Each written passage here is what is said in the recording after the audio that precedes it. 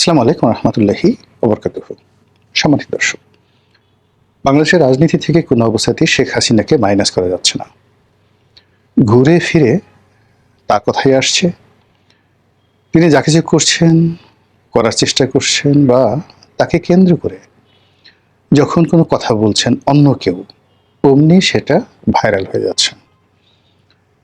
এজন্য আমরা সবাই, পক্ষে কিংবা বিপক্ষে, ইচ্ছা করে হোক অনিচ্ছা করে হোক, জেনে হোক কিংবা না জেনে হোক, নিজেদের অস্তিত্ব টিকিয়ে রাখার জন্য বারবার শেখ হাসিনাকে সামনে নিয়ে এসেছি বা আসছি। সবাই শেখ হাসিনার কথা শুনতে চায়।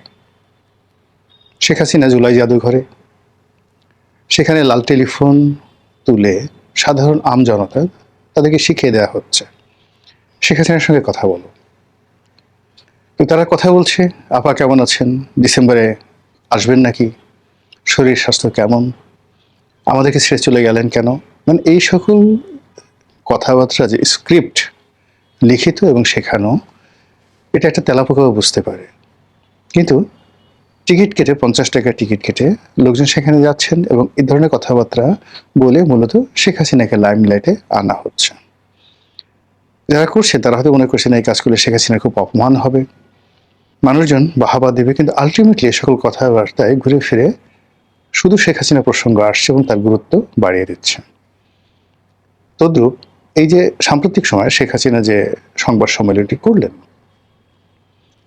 এই সংবাদ সম্মেলন নিয়ে পুরো এক সপ্তাহ বেশি সময় ধরে করার আগে, মানে সংবাদ সম্মেলন করার আগে পুরো এক সপ্তাহ জুড়ে শুধুমাত্র বিতর্ক।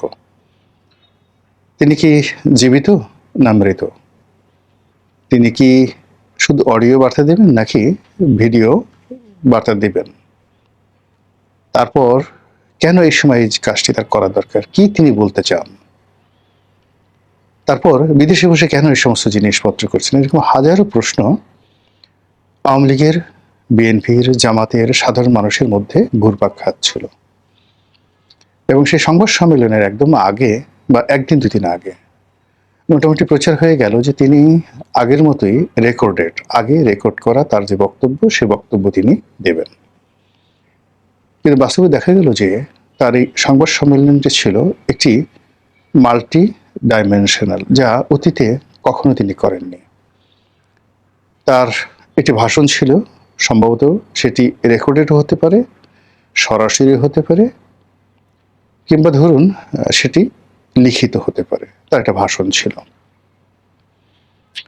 এই ভাষণটা তিনি ইচ্ছা করে দিয়েছেন যেন লোকজন বিতর্ক করার সুযোগ পায় এবং লোকজন প্রথমে মনে করে যে তিনি এটা রেকর্ডের ভাষণ দিয়েছেন। কিন্তু যখন তাকে সরাসরি প্রশ্ন করা হলো, কিছু প্রশ্নের উত্তর তিনি নিজে না দিয়ে খুব কৌশল করে বললেন যে এই বিষয়টি আমার ছেলে বলবে। আবার কিছু প্রশ্নের উত্তর তিনি নিজে দিলেন। তার বক্তব্য দিতে গিয়ে তিনি হেসেছেন রীতিমতো। অন্য সময় মতো তিনি কাঁদেননি। তার আচার আচরণ, চালচলন, কথাবার্তায় দৃঢ়তা ছিল এবং পুরো ভাষণটির মধ্যে এবং তার বক্তব্যের মধ্যে এটি যে কোনো এআই নির্মিত নয়। তিনি যে সরাসরি কথা বলছেন এটি প্রমাণ করার একটা সর্বোচ্চ চেষ্টা তার ছিল। আপনারা জানেন যে এখন আমি একটু ধীরে ধীরে কথা বলছি, কিন্তু খুব ফ্লুয়েন্টলি যখন আমাকে কেউ প্রশ্ন করে, আমি যেমন এখন একা একা কথা বলছি, ধীরে সুস্থে আস্তে আস্তে, এই ভার্সনটি আসলে যে কোনো মানুষ নকল করতে পারবে এআই দিয়ে। কিন্তু টেলিভিশনে যখন আমি বক্তব্য দেই বা আমাকে যখন কোনো প্রশ্ন করে কেউ, অথবা ওটার কাউন্টারে আমি যে তাৎক্ষণিক জবাব দেই, এটি কোনো অবস্থাতেই এআই দ্বারা সম্ভব নয়। 2 নম্বর হলো যে মানুষ যে স্বাভাবিক গতিতে হাসে ইন জেনারেল, এটা কখনোই এখনো পর্যন্ত কোনো রোবট এটা তৈরি করতে পারেনি। রোবট হাসতে পারে বা হাসার শব্দ করতে পারে, কিন্তু আপনি বুঝতে পারবেন। তো সেই ক্ষেত্রে যেটি হচ্ছে, শেখ হাসিনা জানতেন যে তাকে নিয়ে কী ধরনের বিতর্ক হবে, লোকজন কী ধরনের কথাবার্তা বলবে, ফলে সেই কথার একটি বৈজ্ঞানিক, একটি জিওমেট্রিক মানে জ্যামিতিক এবং একটি ম্যাথমেটিক্যাল অর্থাৎ গাণিতিক তিনি ব্যাখ্যা দাঁড় করানোর জন্য তার সেই পুরো সংবাদ সম্মেলনটিকে তিনি একটি ভার্সেটাইল সংবাদ সম্মেলন করেছেন। এই সংবাদ সম্মেলনটিতে তিনি এমন কিছু গোমর রেখেছেন, ফাঁক রেখেছেন, ফোকর রেখেছেন, যেন মানুষ প্রশ্ন করতে, সন্দেহ করতে এবং কল্পনা করতে, আওয়ামী লীগকে নিয়ে কল্পনা করতে মানুষ উদ্বুদ্ধ হয়। এটি তার একটা রাজনৈতিক পলিসি। প্রথমত, এখানে আওয়ামী লীগের কোনো সিনিয়র নেতা ছিলেন না। লোকজন প্রশ্ন করবে কেন ছিলেন না? তাহলে কি তারা শেখ হাসিনার সঙ্গে নেই, নাকি শেখ হাসিনা তাদেরকে মাইনাস করেছে, ইত্যাদি নানা প্রশ্ন। হোয়াট এভার মেবি, কিন্তু এটা শেখ হাসিনা চেয়েছেন। তরুণদের মধ্যে কতগুলো অজনপ্রিয় মুখ, ভীষণ রকম অজনপ্রিয় মুখ, যারা ক্ষমতার সময়টাতে কেউ সজীব ওয়াজেদ জয়ের কথা বললে, কেউ অন্য কোনো কারণে ভীষণ রকম বিতর্কিত ছিলেন, অপ্রিয় ছিলেন, অজনপ্রিয় ছিলেন এবং এখনো আছে। বলতে গেলে তাদের কাউকে এখানে সম্পৃক্ত করা হয়নি। এখানে সাকিব আল হাসানকে আনা হয়েছে, যদিও সাকিব আল হাসান একেবারে নন পলিটিক্যাল। বাংলাদেশে তার গুরুত্ব অ্যাজ এ পলিটিশিয়ান নেই বললেই চলে, এবং তার কথাবার্তা, আচার আচরণ অনেকটা শিশু সুলভ। কিন্তু বিশ্ব ক্রিকেটের অঙ্গনে তার যে অবদান এবং তার যে ভূমিকা, এখানে এই পর্যায়ের অলরাউন্ডার, মানে ক্রীড়া জগতে, মানে স্পোর্টস ওয়ার্ল্ডে সাকিব আল হাসানের মতো এই মুহূর্তে দ্বিতীয় কোনো স্টার নেই।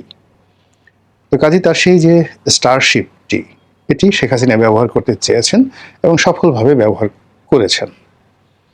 এবং সাকিব আল হাসানকে ব্যবহার করার পর কী ধরনের প্রতিক্রিয়া হতে পারে বা হবে, এটার জন্য তিনি মানসিকভাবে প্রস্তুত ছিলেন এবং সেই ঘটনাগুলো ঘটেছে। তরুণদের মধ্যে তিনি মেয়র মহিউদ্দিন সাহেবের ছেলে মহিবুল হাসান চৌধুরী, সাবেক শিক্ষামন্ত্রী, তাকে লাইমলাইটে নিয়ে এসেছেন।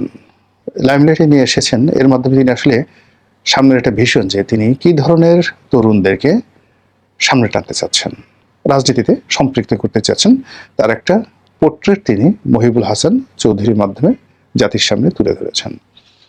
অন্যদিকে জয়কে তিনি যে রাজনীতিতে আনতে চান এবং জয়ও রাজনীতিতে আসতে চান, এবার এই বক্তব্যের মাধ্যমে সেটা মনে হলো। জয় সবসময় অনেকটা বহেমিয়ান টাইপের, মানে টাকা পয়সা, অনেকে যে যাই বলুক তার বিরুদ্ধে বদনাম, কিন্তু বেসিক্যালি ব্যবসা বাণিজ্য করা, টাকা সঞ্চয় করা, তারপরে শেষে খুব ভোগ বিলাসে সেই টাকা পয়সা খরচ করা, এই জিনিসগুলো আমরা সাধারণত দেখিনি তাকে। কিংবা তার বিবাহ বিচ্ছেদ ঘটেছে, হয়তো একাধিক প্রেমের ঘটনা ঘটেছে, এটা স্বাভাবিক হিউম্যান বডি মাইন্ড অনুযায়ী যা হওয়ার তাই। কিন্তু নারী নিয়ে, যৌনতা নিয়ে যে বিকৃত রুচি, অন্যের বউয়ের সঙ্গে রাত কাটানো, বন্ধুবান্ধবের স্ত্রীদেরকে নিজের বিছানায় নিয়ে নেওয়া, হলিউড বলিউডের বিভিন্ন নায়িকাদেরকে শয্যাসঙ্গী করা, টাকার বিনিময়ে তাদেরকে ভোগ করা, হানি ট্র্যাপ বলতে যেটি বোঝায়, এই বিষয়গুলো আসলে জয়ের বিরুদ্ধে কখনো ওঠেনি। বাংলাদেশের একটা নায়িকাকে কেন্দ্র করে পুতুলের হাজব্যান্ডকে নিয়ে নানা রকম বদনাম, মাসরুরকে নিয়ে, আর বাংলাদেশের একজন কথিত সুন্দরী নায়িকাকে নিয়ে নানা রকম স্ক্যান্ডাল রয়েছে। তো এই স্ক্যান্ডালটি জয় সম্পর্কিত হতে পারত, তাকে নিয়েও তো বলা হতে পারতো যে সে প্রিয়াঙ্কা চোপড়ার সাথে এই কাজ করেছে, তারপর সেই রশ্মিকা মান্দানার সাথে এই কাজ করেছে, এগুলো তো বলতে পারতো। কিন্তু এই জিনিসগুলো আসলে আসেনি। সে তার মতো আছে, তার মতো চলছে এবং সে রাজনীতি নিয়ে কখনো আগ্রহ দেখায়নি। কিন্তু এবারের এই সম্মেলনটির মাধ্যমে মোটামুটি যেভাবে তাকে উপস্থাপন করা হয়েছে, ইট মিনস সজীব ওয়াজেদ জয় রাজনীতিতে আসছেন এবং ওয়াজেদ মানে সজীব ওয়াজেদ জয় তিনি নিজেও আসতে চাচ্ছেন। এই হলো মোটামুটি ফ্যাক্ট। এখন এই ফ্যাক্ট নিয়ে বাংলাদেশে ভীষণ রকম আলোচনা হচ্ছে। প্রথম আলোচনাটা হলো যে এই অনুষ্ঠানটি সাজানো, যাদেরকে আনা হয়েছে, ভাড়া করে আনা হয়েছে, অনুগত, বাংলাদেশের শেখ হাসিনা যেভাবে একটি অনুগত সাংবাদিক শ্রেণী তৈরি করে ফেলেছিলেন, ওরকম একটা সাংবাদিক শ্রেণী তিনি সেখানে তৈরি করে ফেলেছেন। বিশ্ব গণমাধ্যম থেকে ভাড়া করা সাংবাদিকদের এনে তিনি এই কাজগুলো করেছেন। এই কথাগুলো একদল বলছে, আর একদল বলছে শেখ হাসিনা আসলে মারা গেছেন, তার কোনো অস্তিত্ব নেই। এবং বাংলাদেশের শেখ হাসিনার অনেক আত্মীয় স্বজন এখন, মানে শেখ হাসিনার জামানাতে তারা ভালো ভালো পদে ছিলেন, একটু দূরের আত্মীয়, কিন্তু শেখ হাসিনা তাদেরকে নিয়োগ দিয়েছিলেন। তো সেই মানুষগুলো ক্রোধের বশে হোক কিংবা পিঠ বাঁচানোর জন্য হোক, কিংবা ওই মানুষগুলো খুব অল্প সময় তারা পেয়েছিল, অল্প সময়ের মধ্যেই যত রকম 2 নম্বরই কাজ আছে, সব 2 নম্বরই কাজগুলো তারা করেছে, নদী দখল, খাল দখল, তারপরে ভূমি দখল থেকে শুরু করে সরকারি জমি নিজের নামে লিখে নেওয়া, এই কাজগুলো তারা করেছেন এবং এই কাজগুলো করার জন্য রীতিমতো কোম্পানি গঠন করে ফেলেছিলেন। তো এরকম অনেকগুলো মানুষ আছেন যারা এখন নিজেরাই বলার চেষ্টা করছেন যে শেখ হাসিনা মূলত মরে গেছে, 2 মাস আগে মরে গেছে, কোথায় দাফন কাফন করা হচ্ছে বা হয়েছে এগুলো বলে দেওয়া হয়েছে, এবং কয়জন লোক সেখানে ছিল ইত্যাদি ইত্যাদি। ভাগ্য ভালো এখন পর্যন্ত তারা কেউ বলেনি যে তাকে হিন্দু রীতিতে চিতায় নেওয়া হয়েছে এবং তাকে জ্বালিয়ে পুড়িয়ে তার যে দেহ এটা ভস্য করে দেওয়া হয়েছে, এই কথাটা এখনো পর্যন্ত কেউ বলেনি। তো এরকম একটা গ্রুপ রয়েছে। তারপরে তার ভয়েস, সে যে কথাগুলো বলেছে এটা এআই নির্মিত। এরপরে আবার তিনি কেন মুখ দেখালেন না, এজন্য তার একটা ছবি ভীষণ রকম, মানে ভারতের যে রাষ্ট্রপতি আছে সেই যে দলিত সম্প্রদায় থেকে, তার ছবির অনুকরণে কালো কুচকুচে বয়স্ক একজন মহিলার সমস্ত মুখের চামড়াগুলো একেবারে কুচকে গেছে। তো এরকম শেখ হাসিনার একটা ছবি তৈরি করে, এআই দিয়ে তৈরি করে বলা হচ্ছে যে এই চেহারাটা তার আসলে এইভাবে নষ্ট হয়ে গেছে, এই চেহারা তিনি আসলে দেখাতে চাচ্ছেন না।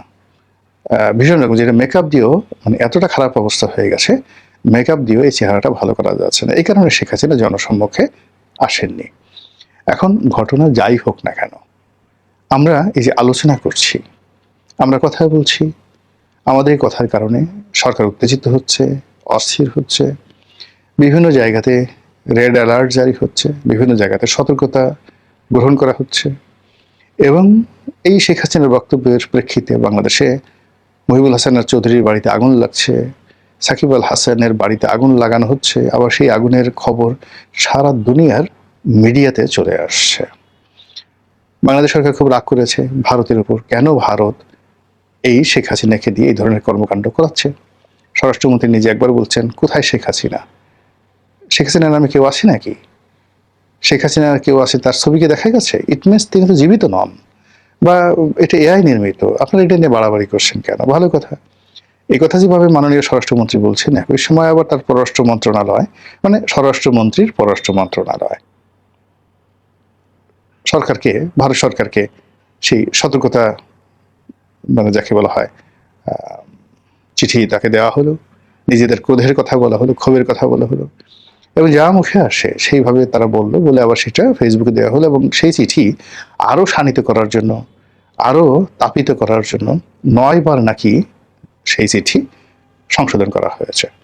তো এই যা কিছু করা হচ্ছে সবই আসলে শেখ হাসিনার কল্যাণে, বদৌতে, কিংবা তাকে উপলক্ষ করে। এখন সেই উপলক্ষ আগামীতে কিভাবে চলে, কতদিন চলে, সেটাই দেখার বিষয়। মহান আল্লাহ আমাদের সবাইকে হিদায়াত দান করুন এবং হেফাজত করুন। আসসালামু আলাইকুম ওয়া রাহমাতুল্লাহি ওয়া বারাকাতুহু।